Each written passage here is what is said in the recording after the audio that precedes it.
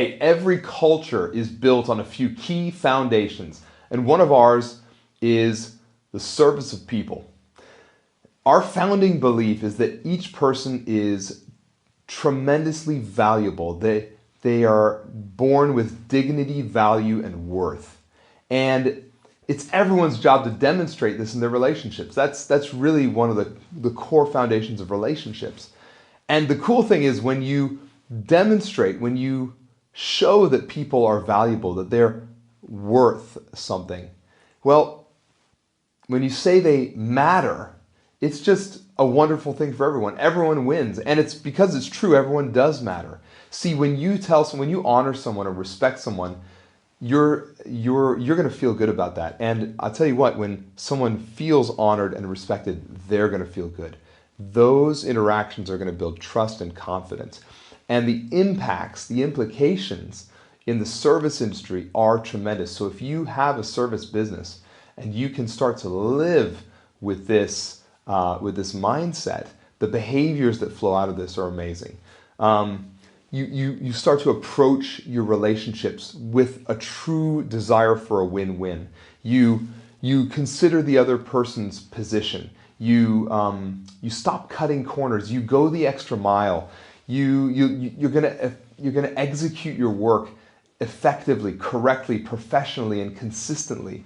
You're gonna communicate well. You're gonna own up to your mistakes, and you're going to make changes.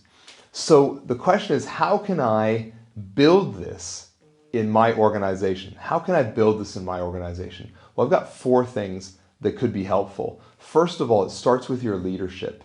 Your leaders must ooze these behaviors from their bodies. They have to be the ones that own, that embody this trait. And when I say leaders, I don't necessarily mean your CEO, I mean the influencers, because leadership is influence. So I think that the leaders, the influencers in your organization must exhibit these behaviors naturally.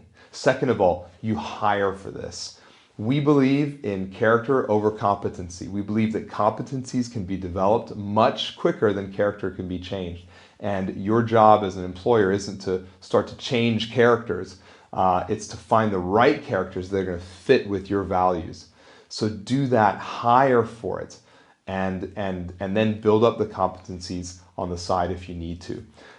Thirdly, preach it internally.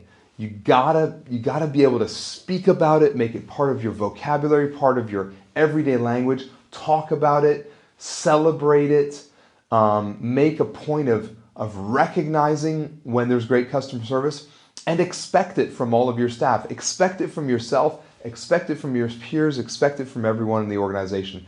And maybe not even just your company, but all the people you do business with, all your supplier relationships. Just expect great customer service. And finally, study it and work on it. It's something that you need to study. It's a muscle. It needs to be thought about. How can I do this better? How can I strengthen it? How can I reinforce it so it doesn't rip?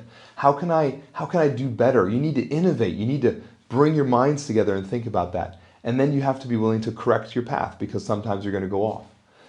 Those are 4 ways that you as an organization can develop this great value of customer service. I hope it's helpful. I know it's a little off topic. It's not quite tech, but it's great when it comes to business, and it intersects with so many organizations. So I hope this benefited you. Have a great day. Hey, as a business decision maker or owner, I want to tell you a quick story about how we helped a customer of ours who came to us earlier this year and wanted help thinking through how to hire a new IT provider.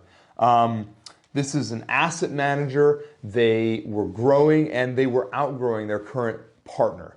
The partner didn't have the technology know-how and didn't have the customer service, the responsiveness that they expected.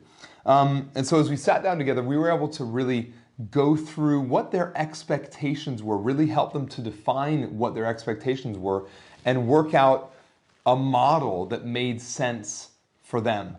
And in hindsight, the entire conversation really revolved around 3 questions. And as we discussed those, it really made their decision extremely simple and straightforward. And ultimately, they were able to push forward under tricky circumstances, tight deadlines, and make a quality decision. And the COO was enthusiastic and said, she actually said, "Thank you for putting us in a position to make the right decision for our organization. We're very happy with the outcome." Now that's a great testimony. Our organization, it's really all about helping our clients succeed. And this ebook I wrote, it just details the questions that I discuss with them.